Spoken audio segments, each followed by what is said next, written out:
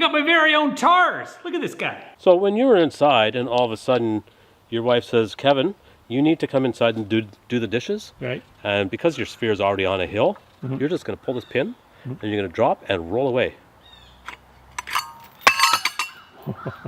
Off you go. This video is sponsored by Raid Shadow Legend. Raid Shadow Legends has taken over and gaming will never be the same again. Raid is the first game to bring a true console level experience to your phone. With hundreds of artifacts to equip and over 600 champions blessed with unique skills, you can build your team, develop your champions, and raid your way. Even after establishing itself as the leading mobile and PC game, it doesn't even rest on its laurels. Just check out some of the amazing things that have happened in the game in the last 3 years. An amazing addition to the game is the Doom Tower. This game mode introduces a whole world of new and terrifying bosses to slay. Sprawling over 120 levels, the Doom Tower brought exciting new challenges for seasoned players. And if adding new characters wasn't enough, last year raided a whole new faction. The Shadow King, tribe of warriors from the Far East, recently liberated from the reign of evil, but that doesn't mean they're the good guys either. For me, they're one of the coolest looking factions in the game. You can either be the casual player that plays periodically, or you can just dive in and play for hours on end. I invite you all to join the party. Download Raid Shadow Legends from the link below. But wait, here's the big news. Raid has just released the legendary, super-powered version of everybody's favorite champion, Death Knight. And Ultimate Death Knight is everything we've ever hoped for. He's poised, he's powerful, and he's perfect. And the best part is, everybody can get him. All you have to do is log into Raid and play for the next 7 days between now and October 27th. And you'll add Ultimate Death Knight to your collection. Easy. But there's more. You can use promo code DKRises and instantly level up your new champion to level 50. And if you haven't started playing Raid yet, click my link in the description below, or click on this QR code and instantly get unique bonuses worth up to $30. We're talking a free epic champion Tayrel, 200k silver, 1 energy refill, 1 XP boost, and 1 ancient shard, so you can summon awesome champions as soon as you get in the game. All this treasure will be waiting for you right here. So what are you guys waiting for? Click the link in the description below and get yourself Raid Shadow Legend today. And what do you know? Maybe we'll battle together. Well, good morning, guys. Today we're in the shop because we're starting a brand new project and I'm pretty excited about it. Oh, too far. It involves welding, it involves metal, it involves steel. It's all stuff I don't usually work with, but I want to. I feel the need to. So we're gonna introduce our star of the show today. He's just rolling in here and you're thinking, what the heck am I gonna do with this thing? You gonna stay there? This is a wire spool. Now, there would be a giant black pipe conduit thing on this thing, and they use it to run, I think, fiber optics in it. And anyways, the company that, I guess you put a deposit down on these things and you return them at the end of your project and you get your money back. But as it turns out, this company no longer exists, so I have a bunch of these things and I was asked if I wanted them and I was like, yes, I do, because they're really cool. And they're like, what are you gonna do with them? I'm like, I don't know. So I've come up with an idea now and I want you guys to join me on my adventure in welding. It's tall, it's very, very tall. And my plan is to suspend it somehow and make something really cool. But first I have to take them apart and make them into a giant hula hoop. So let's get started. After taking the rings and cutting the spokes out, I had Don with his trusty grinder. What'd you use? Used a trusty grinder. That's right. Makita. It's not a flap disc, it's a sanding pad. These actually work way better than a flap disc. I'm sure there's a reason why you use a flap disc and a reason why you use this thing, but this thing takes off a lot of material in a hurry. It's also 36 grit. We took that and we took the remnants of what we cut off with the Sawzall, and we polished it down because it gives us a nice smooth surface to use our rings. So we've got 5 rings because I want to use 4 rings as the center sphere and then take the 5th ring and kind of go around the equator. We'll call it the equator of the sphere in order to kind of tie all our, is that longitudinal lines? Or is it latitudinal lines? The ones that go around the Earth this way. I guess it depends which way the Earth. Longitude. So we're going to tie in our latitudinal lines with our longitudinal lines. Tell that. 3 times fast. So we have to take another ring. We have to cut a section, the width of the pipe out in order to weld it top and bottom and give us, we're gonna make a hat first, and then we're gonna make a sphere, and then we're gonna tack on more pieces of metal.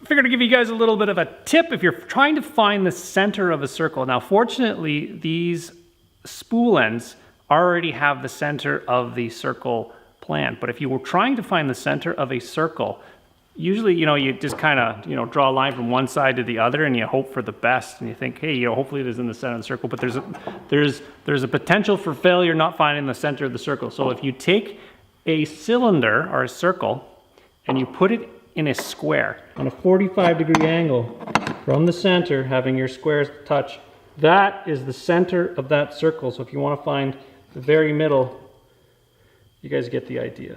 So everything's touching on all sides, and then the 45-degree line across the middle, it gives you the center of that circle.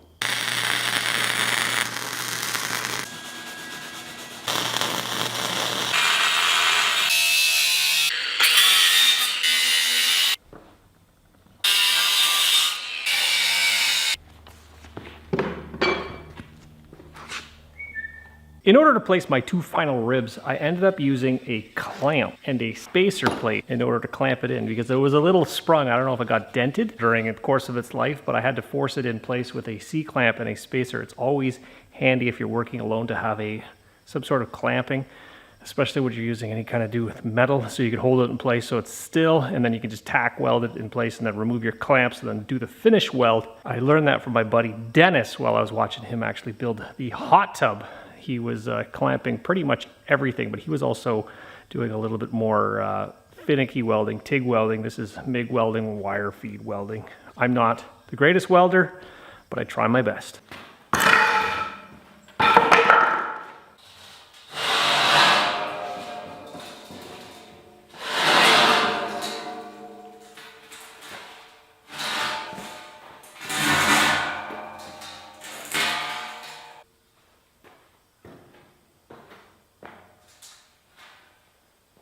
Well, I haven't done a cool tool time in a while, so might as well do one now. This is the K-Wheats line laser level, and it's invaluable whenever you're doing something that's an oddball shape and you need to make it level or plumb, or if you want to hang pictures in your house. This is the K-Wheats laser level.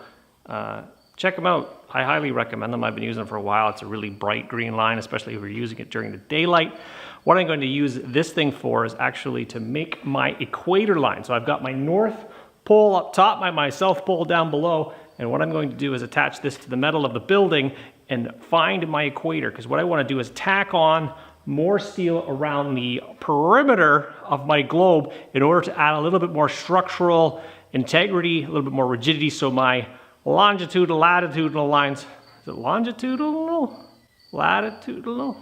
I make it one or the other. I'm making lines and I want them to be level. I want the equator to be perfectly equal or something. Now, let's get this thing set up, and then I can mark all my lines, and then I don't care where the ball goes because I'll already have my lines marked. In the wheel.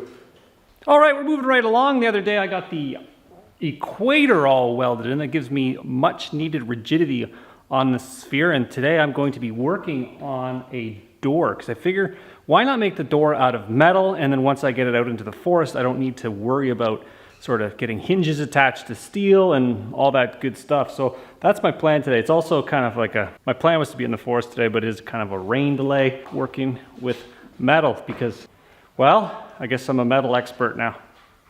No, I'm not. What do you think, Dad? Yeah, everything's round. I usually am around. Yeah? Yeah. The last time I was down here, you tried to put me in the swamp with the round piece. The tube, it's always around when you're around. Yeah. Yeah, That's for sure. That's a good dad joke. I'll put that in my back pocket. The guys that are just tuning in right now are probably a little bit confused, perhaps, because they think this guy is Don, because he looks like Don. And the reality is, this is Don, but this isn't the other Don. This is Don, my dad. Are you guys following? So there's two Dons that appear on my channel. One is my dad, and the other is my friend, but they're both named Don. So I hope that clears everything up. This is my dad, Don, and the other guy is Don, my friend. Does that make sense? That makes sense to me. All right, the two Dons, man. In order to make the door on the Saphir, I ended up using another one of my rings. I cut out the spokes, and then I took the material from the ring, and then I carefully fit it into the existing slice of the sphere. It was quite difficult because there was compound radius angles, and I managed to fit it up with a bunch of clamps and a bunch of other vice grip things in order to kind of temporarily position it in order to get a weld on it. Kind of the good thing about welding is you can kind of set everything in place before you tack it together. And then I ended up picking up a couple of weldable hinges. As it turns out, they're crazy expensive right now. And I welded it together, and then I tested to make sure it opens and closes. And I'm very pleased with the way that thing fits. This is the largest scale metal fabrication project I've ever undertaken. And it seems to be going really well. So I'm just waiting for the the stuff to start going wrong, which hopefully it doesn't, but you never know. Okay, you can see the door. Door opens like this, swings, flops down, sits up tight. Just get some weather stripping in that. Gotta tack it together, more welds to kind of seam it together, full weld. But I'm pretty happy with the way that door turned out.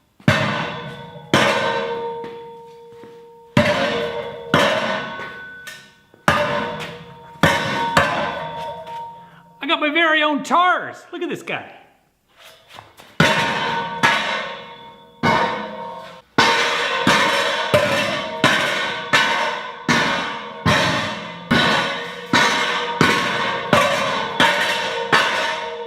Now that I have the main structure of the cabin built, I need to make some sort of a hangar.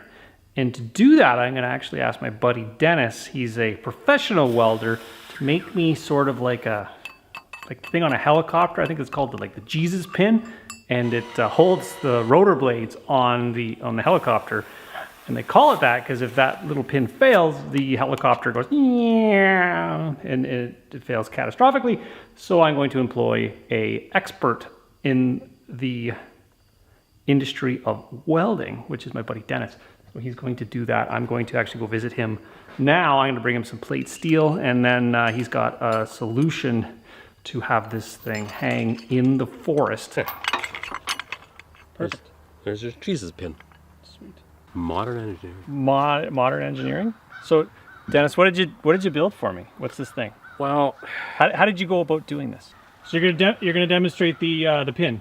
So what's gonna happen? the Jesus pin. So when you were inside and all of a sudden your wife says, Kevin, you need to come inside and do the dishes. Right. And because your sphere is already on a hill, you're just going to pull this pin and you're going to drop and roll away. Off you go. When you came to me with this crazy idea about, this sphere, room, ball, what do you call it? It's a sphere. A sphere. Sphere. It's the ball. It's the ball sphere. All right. So It's a spaceship, so I can go to my home planet. oh, well, yeah, it's okay. So you needed a sphere, but you needed something to hang it. That's right. Because you want to suspend it in midair via a chain, so that you can also take it apart. Right. Right. So You can pull the pin and roll away. you can pull the pin and roll away. Man, I really want to see that happen. That would be so awesome. So when you came to me with this crazy idea, I thought about it. It's like, okay, well, if you have a Jesus pin, is that what? It's a Jesus nut. A Jesus nut. A Jesus nut is the nut that holds the helicopter rotor blade on a helicopter. All right, so I kind of took that and okay, well, you want a pin to just pull out and disengage it in case you want to roll away and real quick getaway. Like Sonic the Hedgehog. Sonic the Hedgehog, I love it. You can get that thing going. Yeah. And then off you go. That'd be kind of cool. So when you drop, bam. That'd That's right? gonna be awesome. Or kind of like that great big giant ball in The Raiders of the Lost Ark. that's the one. That'd be cool.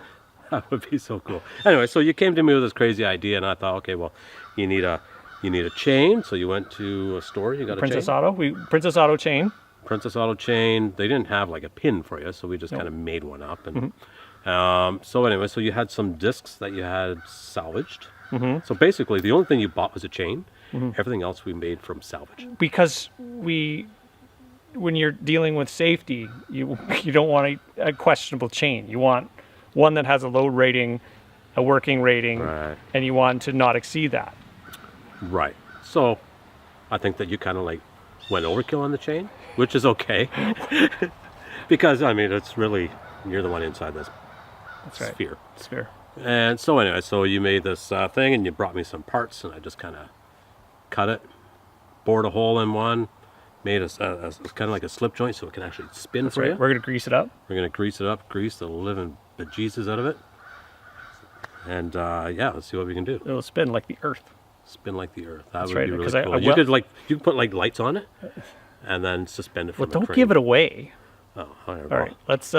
We're gonna get this doohickey, the doohickey thingamabob that we've created, and get it back. That's our new name, Doohickey Thingamabob. That's right. All right, cool. There should be like a doohickey thingamabob company, That's right. limited, Right, limited. incorporated. Sure. Doohickey thingamabob incorporated. I got to talk to my wife then. All right. She's a corporate lawyer. I don't know. Let's get this thing hung. In order to create our Jesus nut, we first started with a couple of punch outs from plate steel that I had left over, and Dennis took them and punched about 1.5 inch hole in order to accommodate the chain, and then took another plate and made it exactly the size of a one chain link, so we could then put a pin through that chain in order to hold it in place. We also ended up cutting a 2-inch hole and another disc acting as a slip disc in order to allow our sphere to pivot once it's hanging in the air. Doesn't matter how many times you tell it it's hot, you gotta touch it. You gotta try it. You gotta touch it, you gotta touch it to see how hot it is. It's not, it's warm. It's warm and it's sparkly. Still gotta grind that down because it's a fresh weld. I figured we could celebrate this milestone of having the sphere done with a coffee, because this has taken a while. It's probably in your time it's probably been like 10 minutes, and my time it's been 1.5 weeks. Working with steel is slow yet satisfying. I find every piece you add, it's just like it's satisfying. I don't even know how to do it. Is that that's how you feel, Don? How do you More feel? substantial, It's right? more substantial. It's heavy. It's unforgiving. It's a thing. I don't know. This is my first and largest welding project. I'm pretty proud of it. It looks pretty darn cool. Should be. It's Doesn't it look cool? It is. Speaking Very of cool, we have a Dawn sponsor. A company reached out and said, we want to send you some clothes, and they outfitted Dawn with like a whole bunch of gear. You got the hat on? Actually, I have the hat on. It's the link will be in the description down below. And you got the t-shirt, T-shirt, which is, like full organic cotton. yeah, 100% And you got some pants and a jacket. So you're going to see that a little later on when it gets and a I little also got a rucksack. rucksack. That's cool. So yeah, you'll see it pretty much when it gets cooler out. And I got some stuff too, which is really nice. I almost feel bad wearing it to work in. It's so nice. Yeah, it is really high quality, nice product. Yeah, like that's So like thank you to Cool. yeah, cool. Is it cool or cool? I don't know. It's K, the U with the 2 dots of the AHL. It's cool. That's right. Now let's get this ball into the forest. Get the ball rolling. Oh man.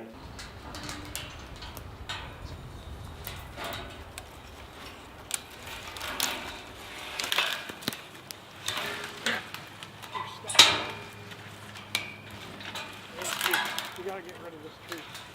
Well, there's something about sitting on the forest floor that's just relaxing. The plan is to clear out somewhat of an area in this pine forest in order to make our teepee in order to suspend our sphere.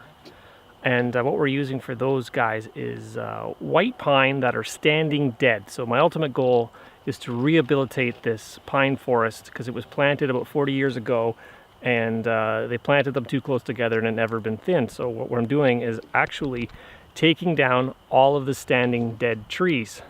At least I'm trying to. It's been 5 years I've been taking down dead trees and I still haven't got them all. You can see like the bark just kind of sloughs off of the tree. You can see this guy down here.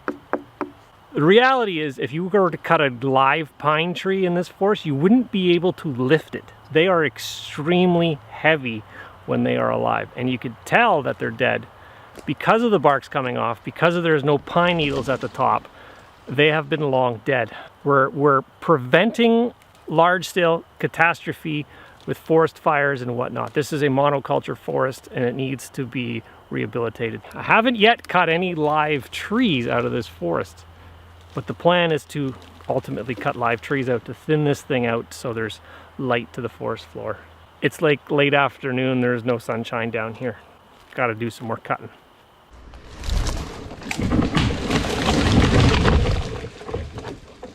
What do you think, Don? Should be a great spot for it. Come here, say hello. Come on, Becky. Come here. Don loves peeling logs. Where's your shovel? It's like picking a scab.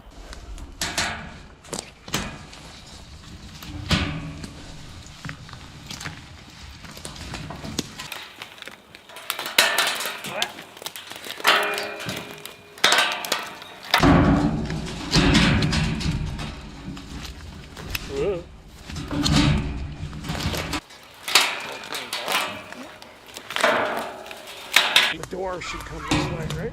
No, Wow. this way. This way. Something on How cool is that? That's where she's gonna live. In the air. Right there. Can we get this thing in the air, Don?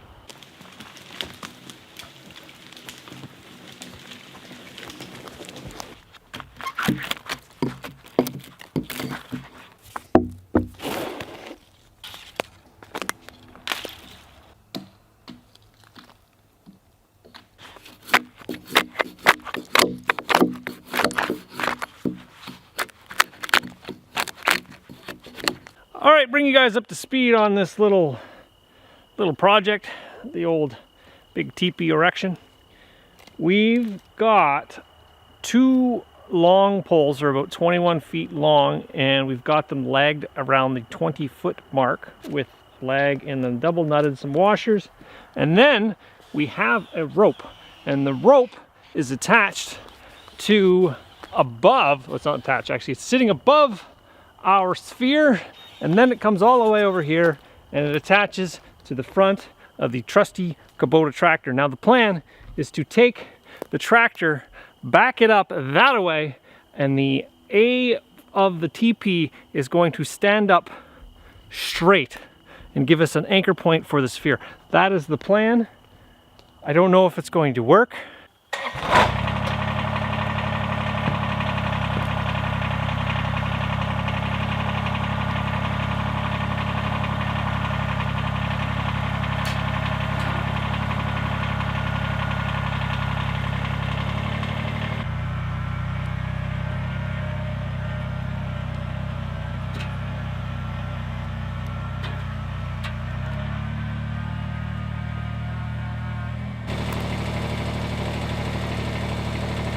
Slight change of plans. We've added our third leg because I feel it's going to be easier to have it on now than it is to attach it later. But I've only attached it temporarily. I got a ratchet strap around it. So once we stand it up, we can turn it into the crotch area here. And then I'll scurry up a ladder and attach it with a leg and some chain. But we can't, it's really hard to stand up 20-foot poles. Who would have thought?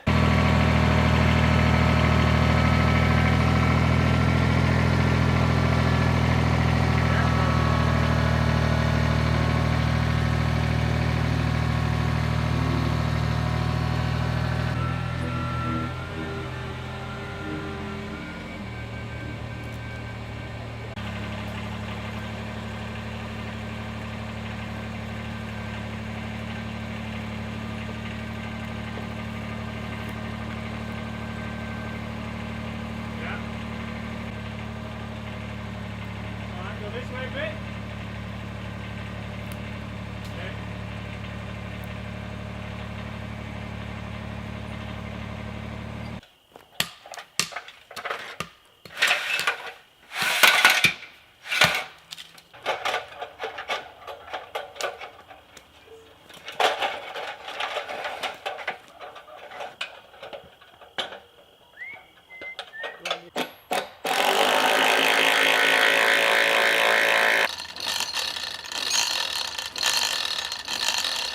We've got the teepee up and it is huge.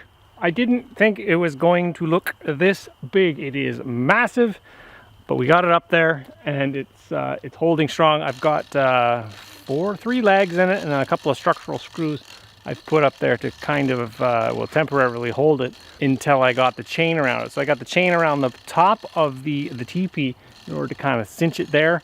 And then what's going to happen is I got the chain hoist at the top, and that's going to allow me to raise the sphere up into the air and then secure it in place with a secondary chain that's going to wrap around top chain, which is going to in turn allow us to suspend in midair. I like the way this thing is hanging. It's in a pretty good spot right now. It may require a little bit more tweaking to get it in its perfect location. But ideally I want to be able to raise and lower this thing to work on it. So this isn't its final destination, because obviously you don't want to work on it above your head if you can lower it down and then do the external cladding. So I've got some pretty cool ideas for the outside of this ball. If you guys got your own ideas, put them down below. I do read the comments, and I do take them into consideration whenever I'm doing these projects. You know, you can't have all the good ideas. Some of the ideas come from the comments. So I hope you guys enjoyed this one. And if you want to continue seeing this build of the sphere, join me on the next one.